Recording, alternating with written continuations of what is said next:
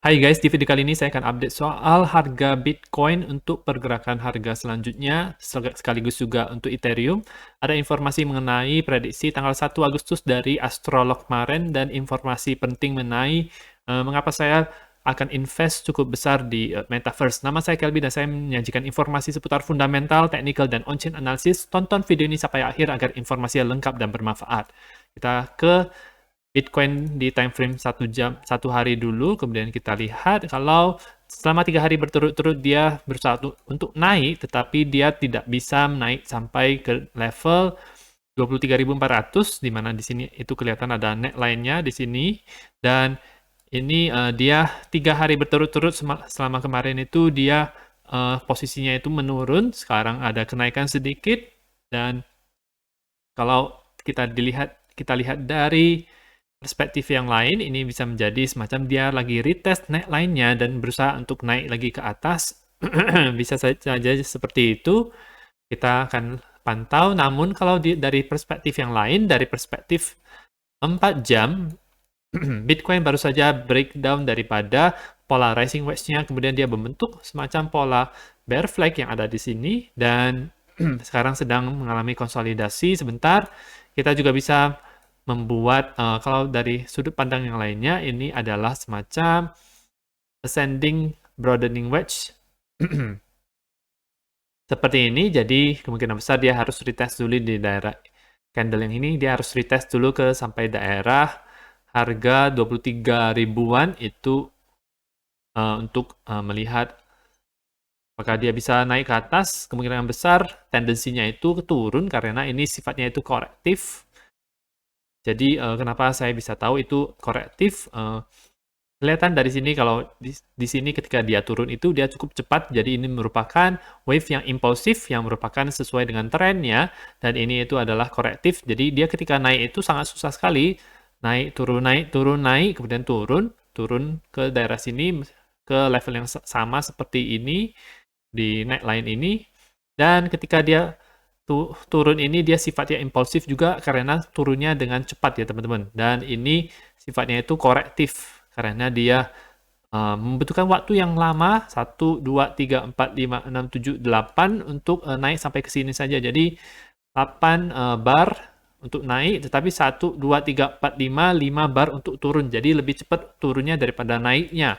Dan ini menunjukkan perlemahan daripada spot buying oleh investor, mungkin dari whale, dan kemungkinan retail bisa saja membeli di sini karena dipikir bahwa ini adalah breakout daripada pola triple bottom yang terjadi 1, 2, 3 triple bottom, dan ini adalah neckline-nya.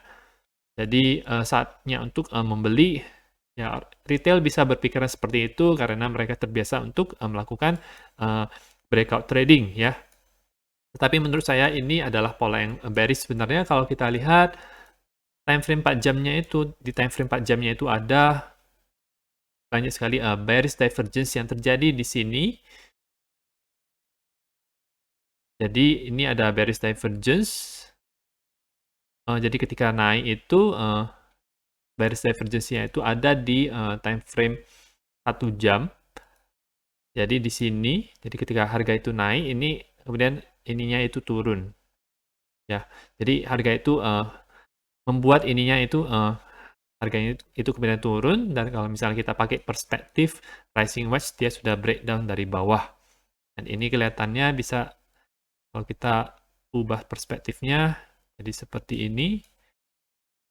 Ini dia adalah continuation pattern daripada yang sebelumnya. Target selanjutnya itu adalah bisa sampai ke daerah 21.600, 21.600 maksud saya. Kemudian namun ada demand zone yang ada di sini, jadi kemungkinan bisa bounce dari 22.000 di daerah sini, dia bisa bounce dan at least mungkin retest ke daerah ini. Itu untuk skenario bearish-nya, jadi turun retest daerah bounce dari sini, kemudian retest ke 22.500 untuk melihat apakah dia bisa recovery ke naik ke atas. Kalau untuk skenario bullish-nya itu dia harus break daripada garis resistance yang ini yang sangat signifikan.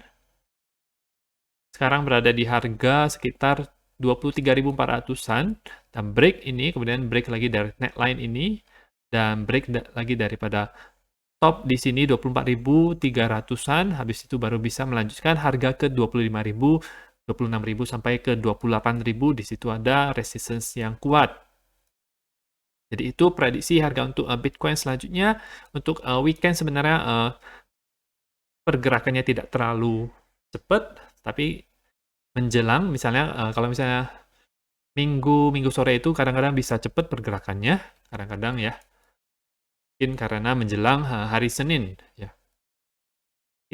Sekarang kita akan lihat untuk Ethereum USDT time frame satu hari dia masih sideways berada di sini saja dengan neckline-nya di 1580, dia nge-wick ke atas selama 4 kali, dan di sini ada pelemahan daripada RSI-nya. Untuk time frame 4 jamnya itu dia mengalami higher high yang ada di sini, kemudian ada lower high, lower low di sini, lebih low daripada di daerah sini. Semacam pelemahan daripada harga Ethereum, semacam mirip sekali dengan pola distribusi. Kalau kita lihat, memang dia masih bisa naik ke atas lagi, namun sudah ada yang namanya ini bearish divergence di time frame 4 jamnya ada di 3.123, dan di sini 123, dan dari market cipher juga menunjukkan secara otomatis ada bearish divergence yang terjadi di sini. Meskipun ada green dot di sini, itu merupakan retracement. Apakah masih bisa ke atas? Masih bisa, sangat mungkin untuk ke 1670 atau bahkan nge-wick sampai ke 1700-an, itu sangat mungkin ya. Oke. Itu untuk Ethereum. Dan kita akan lihat apa yang menjadi prediksi dari astrolog kemarin untuk tanggal 1 Agustus. Kalau kita lihat dulu ini, prediksi dia yang untuk bulan Juli itu bagaimana, sejauh ini benar ya teman-teman. Jadi cukup akurat apa yang dia katakan. Jadi selama ini dari awal bulan Juli dia akan bearish dulu, nah tapi ini naik dulu, habis itu baru turun, baru di tanggal 13 Juli itu beneran naik dari situ, dan dia naik sampai ke tanggal 20 Juli itu topnya di sini. Habis itu berangsur-angsur akan kemungkinan mungkin akan sideways saja, membuat top yang baru tetapi tidak terlalu tinggi, dan kata dia tanggal 29 Juli ini bisa menjadi hari yang bearish untuk Bitcoin ya. Dan menurut dia di tanggal 1 Agustus ini harus berhati-hati karena ada tragedi dunia secara umum atau ada bencana alam yang bisa terjadi. Mars Uranus North Node conjunction di Taurus kelihatannya mengerikan. Oke, menurut dia jadi ini bukan sesuatu yang baik untuk memulai bulan di sini ya. Kalau ini saya kurang tahu, kurang mengerti karena tidak belajar mengenai astrologi, tapi menurut dia kurang baik untuk bulan Agustus. Dan ini ada TikTok-nya juga, dia juga ada akun Twitter-nya, dia update di situ, jadi dia akan menjelaskan. Dan kita lihat juga kalau Presiden Joe Biden, Presiden Amerika, dia kemarin sempat bilang kalau dia ada kanker, kemudian di media dia memberitahukan bahwa dia kena COVID dan harus beristirahat, jadi Vice President dia yang menggantikan.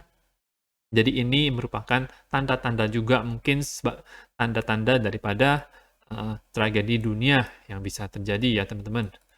Oke, jadi kita harus remain cautious, tetap waspada. Dan ini adalah alasan kenapa saya akan invest sebagian besar, cukup besar maksud saya, di koin-koin metaverse di menjelang alt season selanjutnya. Alt season untuk sekarang ini sebenarnya lebih semacam dead cat bounce ya, karena Ethereum juga ini dia tidak terlalu kuat menurut saya. Ini adalah dari Dubai sendiri, ini dari kemungkinan anaknya Sheikh Muhammad. Kita launch Dubai Metaverse Strategy today hari ini. Ini merupakan news beberapa hari lalu, tapi masih cukup relevan karena ini adalah rencana mereka secara jangka panjang ke depannya.